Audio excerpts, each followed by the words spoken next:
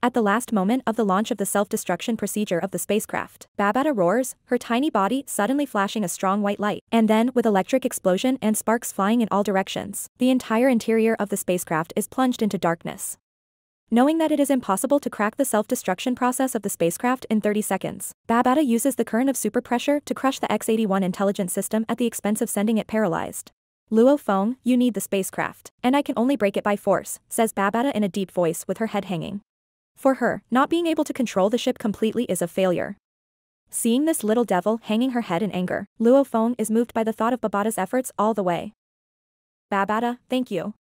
Without Babata's help, he cannot even open the hatch of X-81. Babata's words catch Babata by surprise. After a moment, she raises her eyebrows and straightens her chest proudly. You're welcome, Luo Feng, I'm good, right?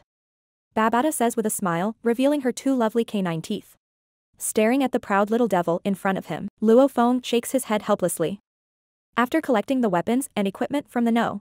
12 ancient relics, Luo Feng is ready to go back. This trip is fruitful for him and Babata. In addition to the 3 silver guards, Babata also finds a laser gun, which contains powerful power enough to kill someone in the Phase 6 of stellar level. However, due to its long history, this equipment needs to be repaired by Babata before it can be used. Luo Feng can't help with the maintenance of high-tech equipment. Stepping on the soaring shuttle, he is flying toward Jiangnan Base City. With the golden horn monster raging in that area, he is worried about the safety of his motherland and family. In the harsh sound of the sonic boom, Luo Feng flies across the sky. Regardless of his physical consumption, he rushes to Jiangnan Base City as quickly as possible. When he returns to this familiar land, Luo Feng is rooted to the spot like a sculpture. The originally bustling city is now in utter shambles. All he can see is the raging monster. The wailing, crying and the roar of the monster are mingled, making the place a living hell. After being badly hit by the hydrogen bomb, the golden horn monster began to retaliate against humanity crazily. It has not only attacked the human military base itself, but also has convened a group of monsters in the sea to launch a bloody killing against the stronghold of human beings. The place is covered with a mass of monsters and dead bodies, and the whole land is red with blood. At the sight of the tragedy in front of him and the innocent compatriots who died miserably, Luo Feng's eyes are gradually scarlet, and his body trembles slightly with intense anger. Bastard! Bastard! Luo Feng roars angrily. He uses the throwing knife to attack the riotous monsters. Although there are numerous monsters, none of them are powerful ones. Whoosh! The knives keep sweeping across in the air, and the huge monsters are easily killed by Luo Feng. Luo Feng exudes a ghostly chilly air, and the scarlet blood fog around him makes him look like a crazy devil.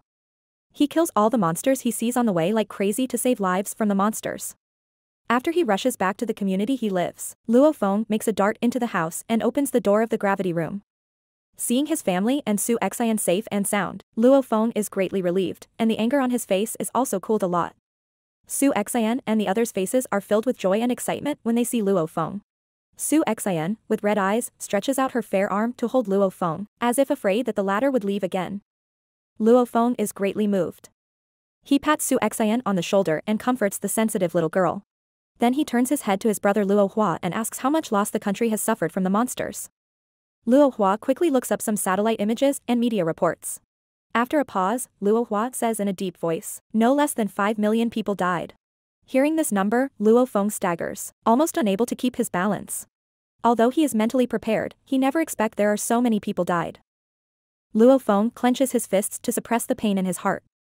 Just then, Luo Feng's satellite phone suddenly rings, and the caller is Commander Jia. Without any pause, Luo Feng hurriedly picks up the phone. Jiayi's anxious voice comes from the phone. The radar has just detected 12 king-level monsters going to sea, 6 of which are toward your Jiangnan base city. Emergency support is needed now. Even through the screen, Jiayi's intense anxiety can be sensed. 6 king-level monsters attacking a town is unprecedented in human history. This is undoubtedly the death sentence of the people in this city. I got this. Luo Feng responds in a serious voice, filled with determination. Jia Yi is visibly moved. Faced with 6 king-level monsters, Luo Feng is going to carry on an almost impossible task. He is impressed by Luo Feng's courage and the young man's sense of responsibility. After briefly telling his family about the situation, Luo Feng is ready to set off with the soaring shuttle again. Su Xian's eyes are full of reluctance to leave him, but she knows that Luo Feng's trip is for the whole city, and he must go. Be careful, says Su Xian in a soft voice with her beautiful eyes lingering on Luo Feng. Luo Feng flashes a relaxed smile and gives a dip of his head. Soon, he is racing toward the 6 king-level monsters. At this time, along the southeast coast of the base city, 6 more than 100 meters long giant animals gradually emerge from the sea, including the king of the whale that Luo Feng once dealt with, and the more violent and powerful East Sea Green Dragon. Seeing the 6 giants beast, the soldiers stationed along the coast are all dumbfounded. The sense of oppression makes their hands tremble uncontrollably. Gathering all the courage, the soldiers launch an attack on the 6 king-level monsters.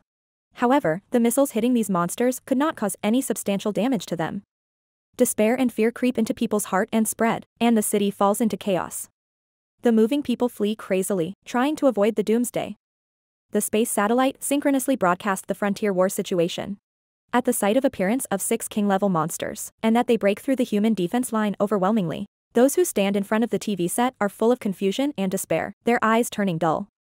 Some who have emotionally broken down kneel down and punch their fists to vent their helplessness and rage. Just when this densely populated coastal residential area is about to be destroyed, Luo Feng is like the warm sun in the cold winter night, shining into this dark purgatory. His sharp eyes seem to be burning with anger, his mental power spreading, and the knives flying past one after another. He is like a thunderbolt across the sky. Before everyone could react, he runs straight through the body of the Jellyfish King. The 200-meter-long behemoth seems to have suffered a huge injury, and its body begins to shake. In the end, it collapses to the ground and loses its vitality under countless surprised eyes. Luo Feng kills a king-level monster with only one strike. However, he does not show any joy on his face at the moment, nor does he look at the body of the Jellyfish King again. His sharp eyes are locked on the next prey, East Sea Green Dragon. At this time, someone recognizes Luo Feng in the satellite image. It's Senator Luo Feng, it's Senator Luo Feng.